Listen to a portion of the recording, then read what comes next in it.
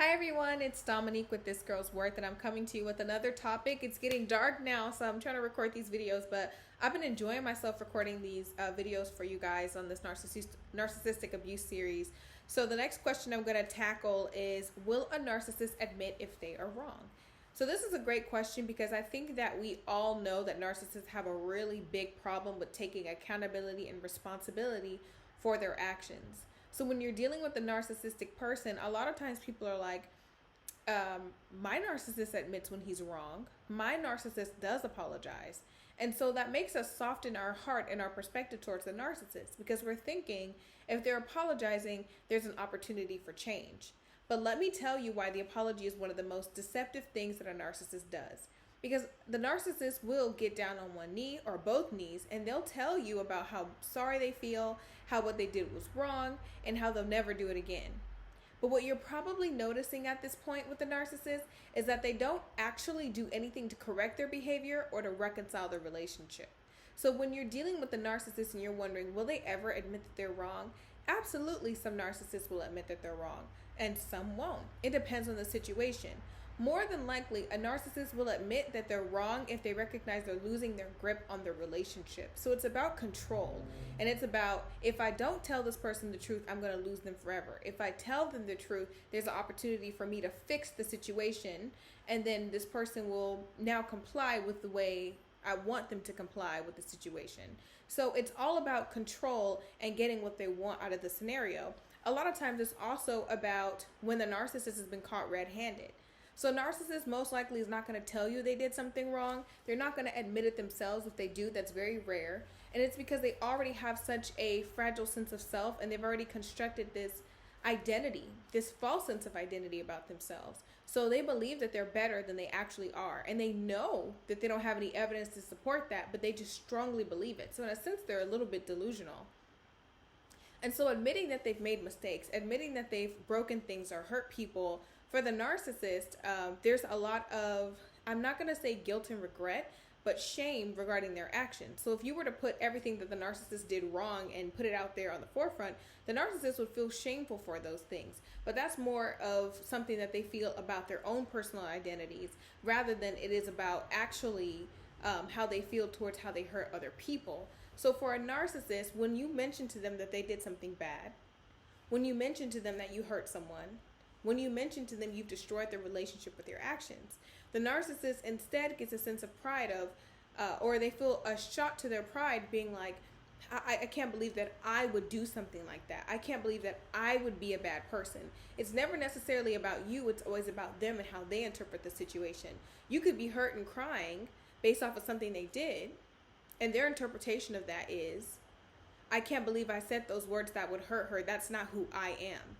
So you would think when a person has been hurt, whether that's a large scale or a small scale something, you'd think the first reaction is to think about how the other person was impacted.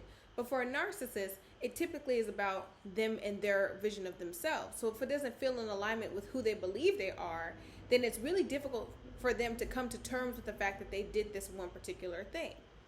I mention all of this to say that when you're asking whether or not they're going to admit whether they're wrong about something or admit wrong, it depends on the level of injury to their self-esteem and their ego that admitting that they're wrong will cause. So, for example, if they're caught red-handed, they kind of have to, right? They're right in the situation. But I've even heard of narcissists denying when they're caught red-handed that something even took place. And a lot of times they come up with these really elaborate explanations as to why they said what they said or why they did what they did. Or they're usually going to blame you in some way and say, well, you're not seeing my intentions, because I never meant to hurt you. Even though I did this thing that hurt you, I didn't mean to hurt you. My intentions are this, and you should judge me based off of my intentions and not my actions.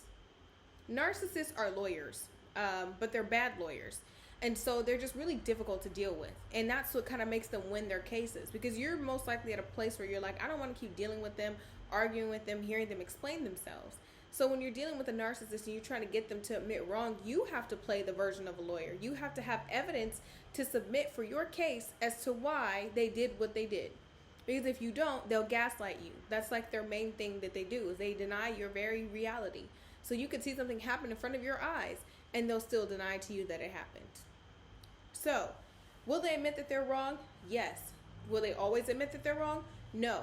The biggest problem with them admitting or not admitting is the fact that narcissists don't change their behavior and they don't work to reconcile their relationship after they've hurt you. And that's the biggest part of concern. So for example, let's use the example of cheating because it's very common, unfortunately, and a lot of people have experienced it. If you've been with a narcissist, more than likely, when you caught them red-handed, they apologized for cheating on you.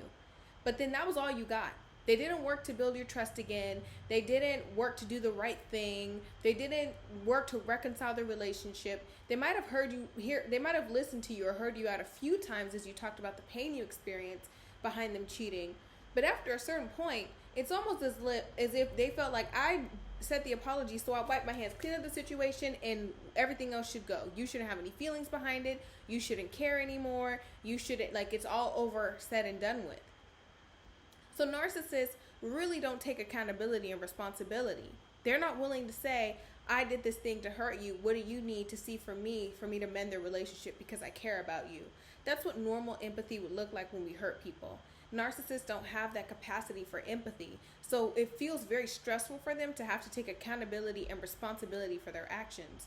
Really, they don't operate well with boundaries. If you haven't seen that, then check out the first video of this series of narcissistic abuse, talking about what happens when you set boundaries with a narcissist.